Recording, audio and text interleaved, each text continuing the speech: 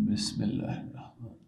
Chemistry first year का lecture है जो हम चैप्टर 10 पढ़ रहे हैं और इस चैप्टर का नाम है सॉल्यूशंस एंड कोलाइड्स ये चैप्टर का नाम है। इसमें हम जो टॉपिक पढ़ने जा रहे हैं उस टॉपिक का नाम है colligative properties of dilute solution, लेकिन ये कंटिन्यूड है।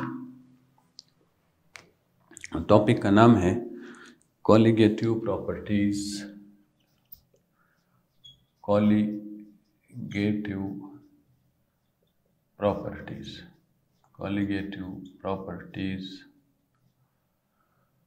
ऑफ डाइल्यूट सॉल्यूशन, ये टॉपिक का नाम है। ये कंटिन्यूड है, ये एक टॉपिक पहले गुजर चुका है, कुछ बातें पहले गुजर चुकी हैं। ये अब उसी टॉपिक का दूसरा लेक्चर है। इसमें यह है कि हमने ये देखना है कि कॉलिगेटिव प्रॉपर्टी क्या होती है। अगर मैं थोड़ा सा आपको प्रीवियस लेक्चर के साथ मिलाना चाहता हूँ तो कॉलिगेटिव प्रॉपर्टीज़ ऐसी प्रॉपर्टी है जो कि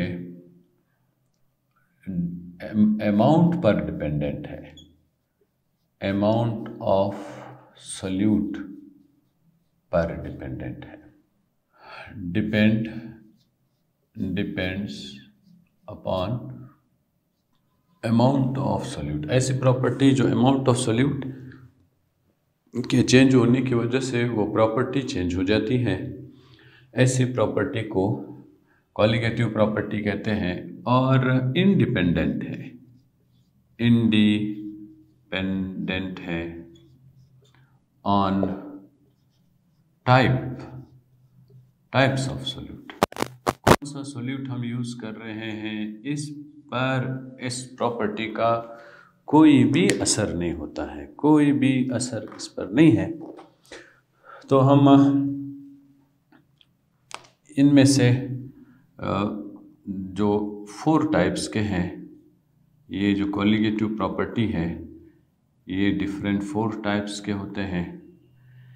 एक का नाम लोअरिंग ऑफ वेपर प्रेशर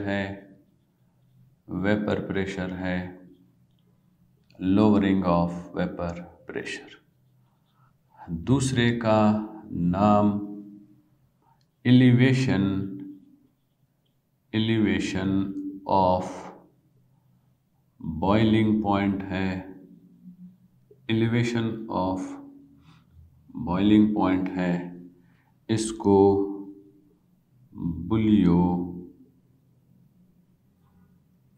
बुलियोस्कोपी भी कहते हैं, इसको बुलियोस्कोपी भी कहते हैं। तीसरा जो पॉइंट है ये जो है ये डिप्रेशन ऑफ फ्रीजिंग पॉइंट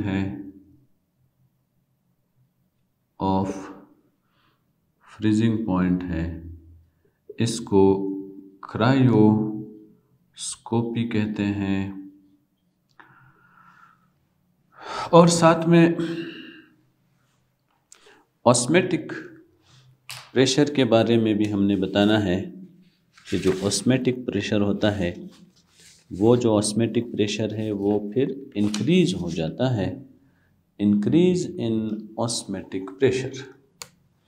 इसमें फिर हम increase in osmotic pressure.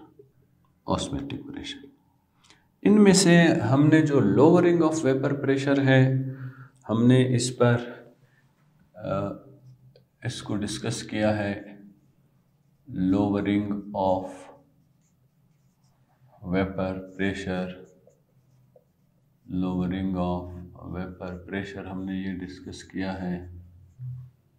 Lowering of vapour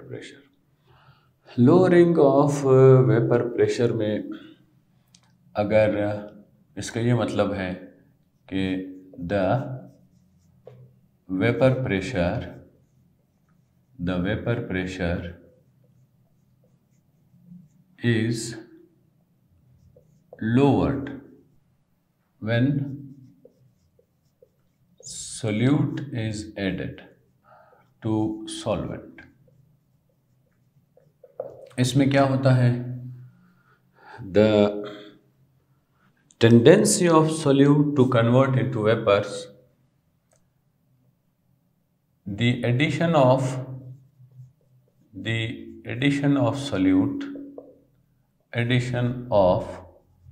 solute will change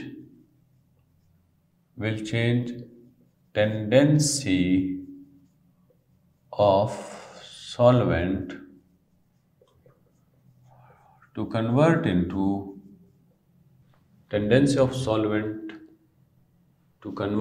vapors। ये जो है पहले जब ये प्योर था तो हम इसकी मदद से इस प्योर सॉल्वेंट के होने की वजह से हमें क्या मिलता था? इसका हमें वेपर प्रेशर मैक्सिमम मिलता था, लेकिन हमने इसमें सोल्यूट ऐड कर दिया तो इसका वेपर प्रेशर कम हो जाएगा। आज जो हमारा टॉपिक है उस टॉपिक का नाम है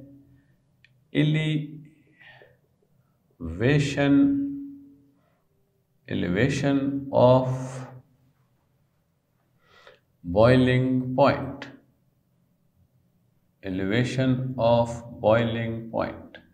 elevation of boiling point में हमने क्या देखना है? हमने ये देखना है कि जो बॉइलिंग पॉइंट होता है वो चेंज हो जाता है। इसको थोड़ा सा पहले मैं लेके चलता हूँ कि बॉइलिंग पॉइंट क्या चीज़ है। What is boiling point? Boiling point क्या होता है? बॉइलिंग पॉइंट असल में the temperature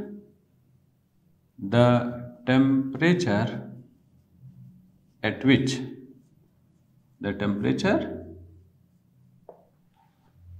which vapor pressure of liquid,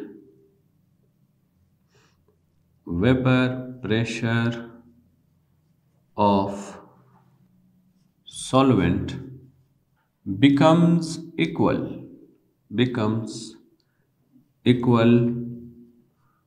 to the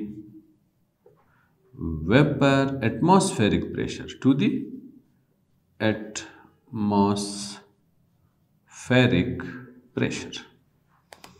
atmospheric pressure ऐसा टेम्परेचर जो कि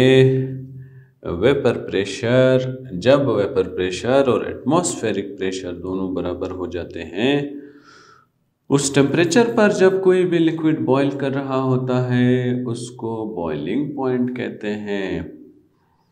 तो वेपर प्रेशर पर डिपेंड करता है। इसका मतलब यह है कि अगर हम कोई भी प्योर सॉल्वेंट यूज़ कर रहे हैं, प्योर सॉल्वेंट के यूज़ करने की वजह से प्योर सॉल्वेंट तेज़ी से वेपर्स में तब्दील हो जाता है। तेज़ी से किस वजह से वेपर्स में तब्दील हो जाता है?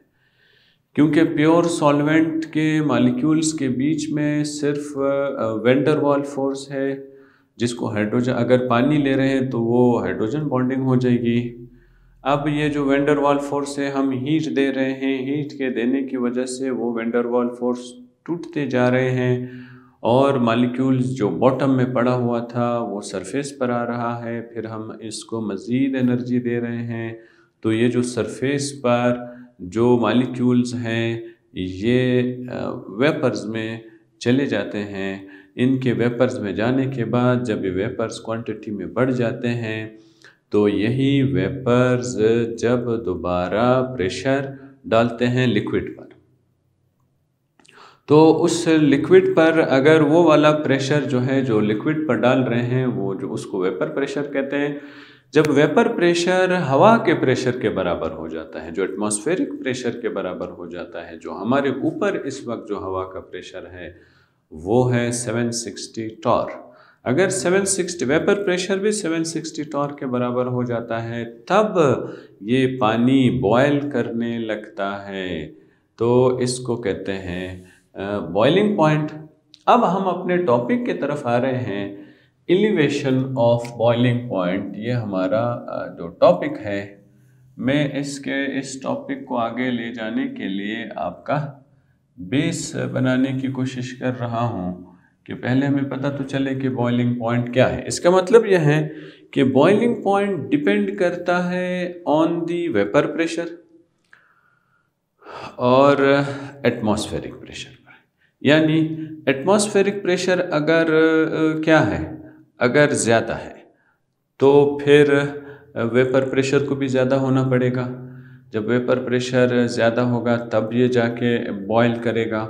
लेकिन यहाँ हमारा जो टॉपिक है वो चूँकि एटमॉस्फेरिक और से रिलेटेड टॉपिक नहीं है, यहाँ हमारा जो टॉपिक है यहाँ पे एटमॉस्फेरिक प्रेशर इन्वॉल्व नहीं है, यहाँ पे सिर्फ वेपर प्रेशर इन्वॉल्व है। इसका ये मतलब है कि अगर हमने प्योर सॉल्वेंट लिया तो प्योर सॉल्वेंट का वेपर प्रेशर जल्दी एटमॉस्फेरिक प्रेशर के बराबर हो जाएगा।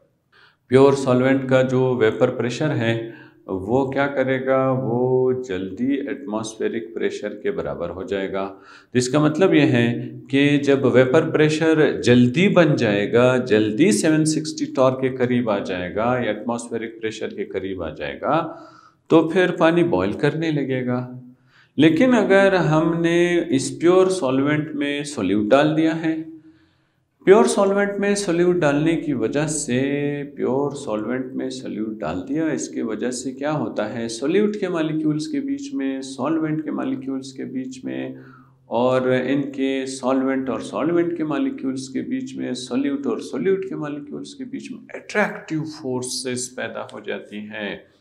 अब यहाँ पे देखें, प्योर सॉल्वेंट में वो attractive forces, number of attractive forces उतनी नहीं थी जो कि यहाँ पे सोल्यूट में नंबर ऑफ अट्रैक्टिव फोर्सेस, जब हम सोल्यूट को ऐड करते हैं तो नंबर ऑफ अट्रैक्टिव फोर्सेस बढ़ती जा रही हैं। यहाँ पे जब हम क्या करते हैं, जब हम सोल्यूट को गर्म करते हैं तो गर्म करने की वजह से अब एक तो सॉल्वेंट के अट्रैक्टिव फोर्स को तोड़ना है, सॉल्वेंट के अट्रैक्टिव फोर्स को तोड़ना है, सॉल्वेंट के अट्रैक्टिव फोर्स के तोड़ने के साथ साथ जो सॉल्यूट के साथ सॉल्वेंट ने जो अट्रैक्टिव फोर्स बनाना है वो भी तोड़ना है। तो यहाँ पे ज़्यादा हीट एब्जॉर्ब हो रही है। ज़्यादा हीट एब्जॉर्ब होने की वजह से जो मॉलिक्यूल, सॉल्वेंट का मॉलिक्यूल जो वेपर में कन्वर्ट होना होता है, वो उसको वेपर में कन्वर्ट होने में टाइम लगता है, यानी ज़्यादा एनर्जी एब्जॉर्ब करता है। ज़्यादा एनर्जी के एब्जॉर्ब करने की वजह से वेपर्स बनेंगे, लेकिन वेपर्स के बनने में टाइम लगेगा। वेपर प्रेशर के 760 टॉर्क तक पहुंचने में या एटमॉस्फेरिक प्रेशर के टेम्परेचर तक, एटमॉस्फेरिक प्रेशर तक पहुंचने में ज़्यादा टाइम लगेगा और ज़्यादा हीट को एब्जॉर्ब करना पड़ेगा। ज़्यादा हीट के एब्जॉर्ब करने के बाद फिर जाके बॉयल करेगा। लेकिन ये जो इसका बॉइलिंग पॉइंट होगा, ये वो पॉइंट नहीं होगा जो कि प्योर सॉल्वेंट में इसका बॉइलिंग पॉइंट था। तो यहाँ पे बॉइलिंग पॉइंट चेंज हो जाएगा और ये बॉइलिंग पॉइंट डिपेंड करता है कि elevation of boiling point depend करता है कि आपने सोल्यूट की अमाउंट कितनी डाली है। अगर आपने सोल्यूट की अमाउंट ज़्यादा डाली है तो इसका मतलब यह है सॉल्वेंट के मॉलिक्यूल्स के बीच में, सोल्यूट के मॉलिक्यूल्स के बीच में, सोल्यूट के पार्टिकल्स के बीच में, इन दोनों के बीच में जो अट्रैक्टिव फोर्स है वो अट्रैक्टिव फोर्स जो है वो बढ़ जाती है। जब नंबर ऑफ सोल्यूट पार्टिकल्स बढ़ जाते हैं तो नंबर ऑफ सोल्यूट पार्टिकल्स के बढ़ जाने की वजह से अट्रैक्टिव फोर्स जो है वो फोर्स भी बढ़ जाती है। अट्रैक्टिव फोर्स के number of attractive force, attractive sites बढ़ जाते हैं तो मैक्सिमम एनर्जी के एब्जॉर्ब होना ज़रूरी होता है। जब मैक्सिमम एनर्जी एब्जॉर्ब होती है फिर जाके एलिवेशन ऑफ बॉइलिंग पॉइंट उस बात पे डिपेंड करता है। जितना ज़्यादा हम सोल्यूट के पार्टिकल्स इंक्रीज़ करते हैं उतना ही ज़्यादा एलिवेशन ऑफ बॉइलिंग पॉइंट होता है। ये हमने एलिवेशन ऑफ बॉइलिंग पॉइंट में ये बातें देखनी होती हैं।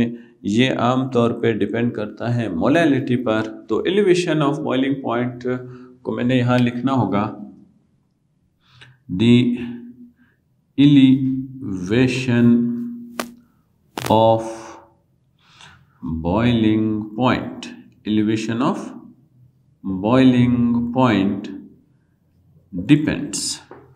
किस बात पे ये डिपेंड कर रहा है? ये डिपेंड कर रहा है, इसको अगर हम चेंज लिख देते हैं, एलिवेशन लिख देते हैं, बॉइलिंग पॉइंट लिख देते हैं, is directly proportional, is directly proportional, directly proportional to the amount of solute, amount of solute, वो जो है मोलैलिटी कहलाता है। मोलैलिटी पर डिपेंड करता है कि इसकी मोलैलिटी कितनी है, यानी नंबर ऑफ मोल्स डिसॉल्व्ड पर किलोग्राम ऑफ सॉल्वेंट को मोलैलिटी कहते हैं। और ये जो डेल्टा है, फिर टी है, फिर बी है, ये किस बात पे डिपेंड कर रहे हैं? डायरेक्टली डिपेंड कर रहे हैं ऑन द मोलैलिटी पे डिपेंड कर रहा है। हम अगर इस मोलैलिटी को, इसको अगर हमने यहाँ पे कर दिया है, प्रोपोर्शनलिटी के बजाय इक्वलिटी कर दिया है, तो इधर आ जाएगा के बी आ जाएगा और इधर आ जाएगा m। यहाँ पे ये जो के बी है ये क्या कहलाता है? ये जो के बी इधर आया है इसको कहते हैं मोलल बॉइलिंग पॉइंट। इसका नाम है मोलल बॉइलिंग पॉइंट, इसको कहते हैं, या बुलियोस्कोपिक कांस्टेंट कहते हैं, कांस्टेंट इसको कहते हैं। ये एक कांस्टेंट है, ये एक कांस्टेंट है, इसको कांस्टेंट भी कहते हैं। मोलैलिटी मालूम करना है। मोलैलिटी के मालूम करने के लिए अगर हम ऐसा करते हैं कि यहाँ पे कुछ वैल्यूज़ लिख देते हैं, ये डेल्टा टी बी इसी तरह रखते हैं, के बी को इसी तरह रखते हैं, और जो मोलैलिटी है, मोलैलिटी को हम इसका वेट ले लेते हैं, वेट ऑफ सोल्यूट ले लेते हैं, वेट ऑफ सोल्यूट ले लेते हैं, और इसके लेने के बाद हमने इसका मोलर मास ले लेते हैं, सॉल्वेंट का वेट ले लेते हैं। जब हमें ये सारी वैल्यूज़ मालूम होती हैं, जब हमें ये वैल्यूज़ बता दी जाती हैं, तो फिर हम आसानी से M2 जो कि सोल्यूट का मास है, हम ये जो M2 है ये आसानी से मालूम कर सकते हैं। अब हम क्या करेंगे, इस M2 को शिफ्ट कर देंगे, इस ये जो KB है इसके साथ मल्टीप्लाई हो रहा है तो इधर आके डिवाइड हो जाएगा। तो ये जो है ये KB है, ये इधर आके डिवाइड हो गया है, और ये दोनों आपस में क्या कर रहे हैं, ये दोनों भी तो आपस में डिवाइड हो रहे हैं। इस तरफ आ जाएंगे तो फिर ये मल्टीप्लाई हो जाएंगे, ये इस तरह मल्टीप्लाई हो जाएंगे। इस तरह मल्टीप्लाई होने के बाद अब हमें जो वैल्यू रिक्वायर्ड है, हमें अब जो वैल्यू रिक्वायर्ड है, फ़र्ज़ कर लेते हैं ये सारी वैल्यूज़ को मैंने इस तरफ शिफ्ट कर दिया है। अब हमें क्या चाहिए, हमें M2 चाहिए, M2 हमें चाहिए, ये वाली वैल्यू चाहिए, तो ये वाली वैल्यू यहाँ चली जाएगी, ये इधर चली गई है, ये वाली वैल्यू भी इधर ही आ जाएगी, तो ये इधर आ गई, ये W2 इधर आ गया, और ये वाली जो वैल्यू है ये इधर आ जाएगी। अब क्या बच गया है, ये बच गया है, तो ये इधर W1 बन के आ जाएगा। अगर हमारे पास ये वैल्यूज़ मौजूद हैं, W2 है, W1 है, और अगर ये सारे वैल्यूज़ मौजूद हैं, तो फिर हम molar mass of non volatile non electrolyte solute मालूम कर सकते हैं। We can calculate molar mass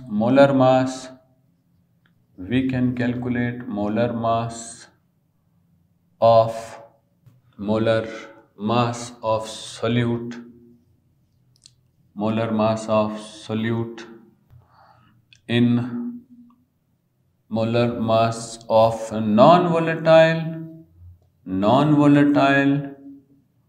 volatile or and non-electrolyte solute in solvent।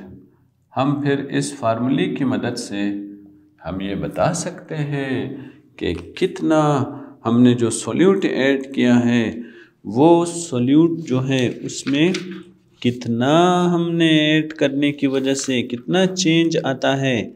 ये इन्फॉर्मेशन हमें बहुत आसानी से मिल जाती है। इसके बाद जो हम पढ़ने जा रहे हैं वो है डिप्रेशन ऑफ फ्रीजिंग पॉइंट। तीसरा जो पॉइंट आता है वो है डिप्रेशन ऑफ फ्रीजिंग पॉइंट। ये डिप्रेशन ऑफ फ्रीजिंग पॉइंट।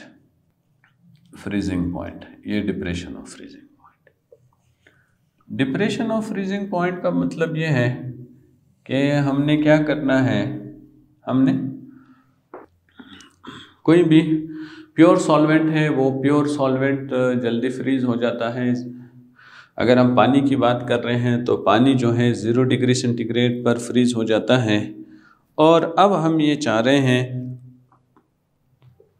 कि ये पानी 0 डिग्री सेंटीग्रेड पे फ्रीज ना करें, तो इस मकसद के लिए हम क्या करते हैं, इसमें सोल्यूट को ऐड कर देते हैं। सोल्यूट को ऐड करने की वजह से अब पहले अगर हम ये देखना चाहते हैं what is freezing point.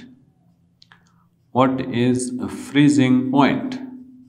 The temperature freezing point. The temperature at which liquid converts into solid. At which liquid convert into solid. ये शॉर्टकट है, आसान सी बात है इसमें। Is known as freezing point. अगर हम इसमें क्या करते हैं, सोल्यूट को ऐड करते हैं। और अब हम क्या करने जा रहे हैं, हम जो है अब इसमें सोल्यूट को ऐड करने जा रहे हैं। सोल्यूट को ऐड करने की वजह से इसको जो फ्रीजिंग पॉइंट है वो डिप्रेस हो जाएगा, वो कम हो जाएगा। वो इतना कम हो जाएगा कि इस बात पे ये डिपेंड करेगा कि हमने कितना इसमें सोल्यूट डाला हुआ है। ये इस बात पे डिपेंड करेगा कि जो सोल्यूट हमने डाला है, ये सोल्यूट कितना सोल्यूट हमने इसमें डाला हुआ है।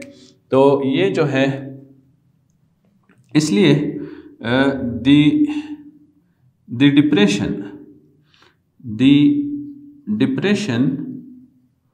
Depression of freezing point. The depression of freezing point. अब ये जो डिप्रेशन है, फ्रीजिंग पॉइंट का जो डिप्रेशन है, इज डायरेक्टली प्रोपोर्शनल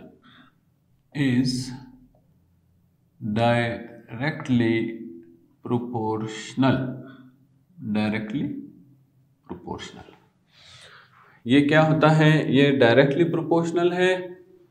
किसके डायरेक्टली प्रोपोर्शनल है? To the molal concentration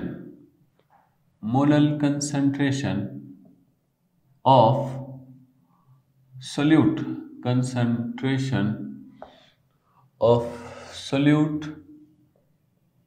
in solvent.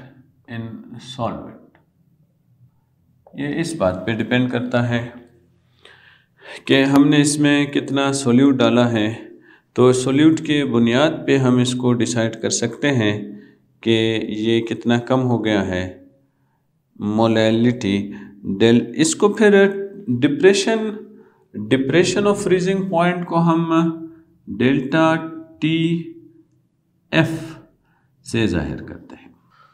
तो यहाँ पे delta T F directly proportional है to molality. Delta T F को अगर हम यहाँ पे कांस्टेंट लिख देते हैं और एफ हम यहाँ लिख देते हैं और इसको एम लेके आ जाते हैं, तो ये फिर बन जाता है, इसका एक इक्वेशन बन जाता है। इस इक्वेशन को भी अगर हम चाहते हैं कि ये जो इक्वेशन है ये इक्वेशन भी हमें आगे जाके हमारी हेल्प करें, तो हम क्या कर सकते हैं, हम अगेन जिस तरह की प्रीवियस हमारे पास था इसके मुताबिक हम चल सकते हैं। अब हम क्या करेंगे, यहाँ पे जो T है ये फ्रीजिंग पॉइंट है, ये जो फ्रीजिंग पॉइंट है ये KF अपनी जगह पे आ जाएगा। मोलैलिटी हम लिखना चाहते हैं तो फिर हम इसको मोलैलिटी इस तरह लिख देते हैं।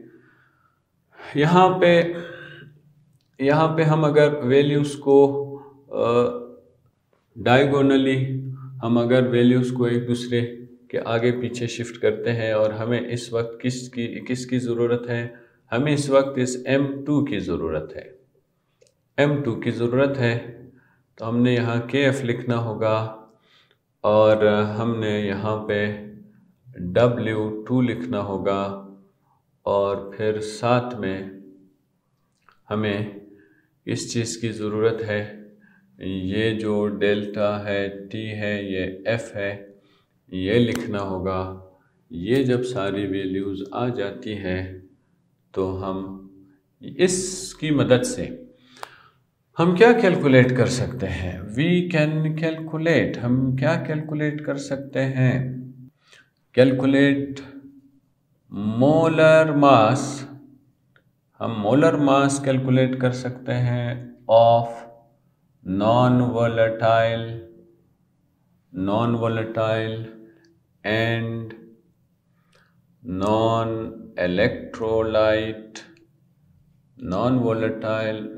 इलेक्ट्रोलाइट सॉल्यूट का मोलर मास भी हम इसकी मदद से मालूम कर सकते हैं, सॉल्यूट का इन सॉल्वेंट। हम ये सारे काम जो है ये हम इस एक्सप्लेनेशन के ज़रिए से हमारे पास ये वैल्यूज़ हैं। अगर हमें सिर्फ कोई इतना बता देता है कि देखें हमारे पास एक सॉल्वेंट है और वो उस सॉल्वेंट में हमने कुछ सॉल्यूट ऐड किया है, आपसे सवाल ये पूछा जा रहा है कि ये जो सॉल्यूट हमने ऐड किया है इसके ऐड करने के बाद अब वो जो कौन सा सॉल्यूट है उस सॉल्यूट का हम आपको नाम नहीं बता रहे हैं, हम अब आपने नाम खुद से ढूंढना है। अब हम इस फार्मूले की मदद से अगर हमें सॉल्वेंट का मोलर मास बता दिया जाए, और सॉल्वेंट का वेट बता दिया जाए, सॉल्यूट का वेट बता दिया जाए और इसके साथ फ्रीजिंग पॉइंट में कितना चेंज आया है ये बता दिया जाए, तो इस फार्मूले की मदद से फिर हम वो जो सॉल्यूट डाला है उस सॉल्यूट का मोलर मास मालूम कर सकते हैं। उस सॉल्यूट के मोलर मास के मालूम करने के बाद हम उस सॉल्यूट को आइडेंटिफाई भी कर सकते हैं। तो यहाँ पे इसका ये फ़ायदा होता है कि हम बहुत सारी चीज़ें जो अननोन चीज़ें हैं हमारे पास, उन अननोन चीज़ों का हम कैलकुलेशन कर सकते हैं, आसानी से कर सकते हैं। तो ये इसलिए ये सारी चीज़ें हम आम तौर पे डिस्कस कर रहे होते हैं। अगर यहाँ पे इसी टॉपिक से रिलेटेड बात है, अगर हम इसी बात को आगे ले जाना चाहते हैं तो हम इस बात को भी आगे ले जा सकते हैं, जिसमें हम ये देखते हैं कि ये जो एलिवेशन ऑफ बॉइलिंग पॉइंट है, ये जो डिप्रेशन ऑफ फ्रीजिंग पॉइंट है, इसका फ़ायदा क्या है, एप्लीकेशन क्या है। तो तो हम एक पॉइंट यहाँ पे ये एप्लीकेशन का भी ऐड किया जा सकता है, इस टॉपिक से रिलेटेड है कि ये हमें क्या फ़ायदा मिल रहा है, कहाँ पे हमें फ़ायदा दे रहा है। ये एप्लीकेशन हम लिख सकते हैं, application of boiling point, application of elevation of boiling point, elevation of boiling point and depression of freezing point। इसका क्या एप्लीकेशन है? इथाइलिन ग्लाइकोल एंटी फ्रीज कहलाता है। इथाइलिन ग्लाइकोल को एंटी फ्रीज कहते हैं। इथाइलिन ग्लाइकोल को एंटी फ्रीज कहते हैं। जब हम इथाइलिन ग्लाइकोल को ऑटोमोबाइल के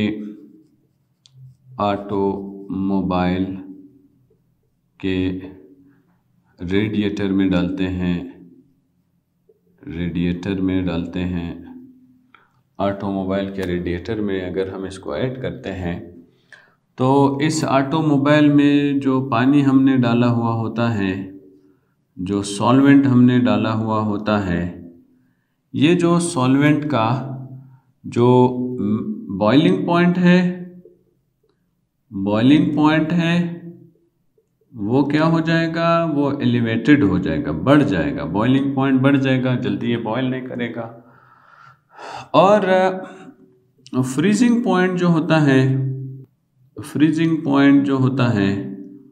फ्रीजिंग पॉइंट क्या हो जाएगा, वो कम हो जाएगा, जल्दी ये फ्रीज नहीं करेगा। तो ये इनकी जो एप्लीकेशन है, हम अगर ये एप्लीकेशन देखना चाहते हैं तो इस एप्लीकेशन का क्या फ़ायदा है, हमने क्या करना है, तो इस एप्लीकेशन की मदद से हमें ये पता चल जाता है। इस एप्लीकेशन का फ़ायदा यह है कि हम जो रेडिएटर में जो पानी यूज़ कर रहे होते हैं ऑटोमोबाइल में, और हम ये चाहते हैं कि वो जो पानी है वो जल्दी फ्रीज़ ना हो, या जब हम जा रहे होते हैं, जब ऑटोमोबाइल इंजन स्टार्ट है तो ये जल्दी जो है बॉयल ना करे, तो ये जब हम इन चीज़ों को सामने रखते हुए हम इसके बेनिफिट्स उठा सकते हैं। यहाँ पे आप अगर कॉलिगेटिव प्रॉपर्टी का जो ये आज का जो लेक्चर है ये कंटिन्यूड है, ये पेवस्ता है पिछले लेक्चर के साथ।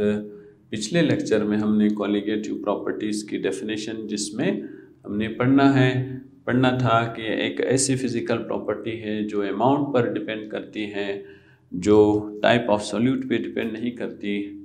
इसमें एक तो लोअरिंग ऑफ वेपर प्रेशर आ जाएगा, जिसमें अगर हम सॉल्यूट ऐड करते हैं तो वेपर प्रेशर कम हो जाएगा, और ये दूसरी जो है एलिवेशन ऑफ बॉइलिंग पॉइंट आ जाएगा, बुलियोस्कोपी इसको कहते हैं।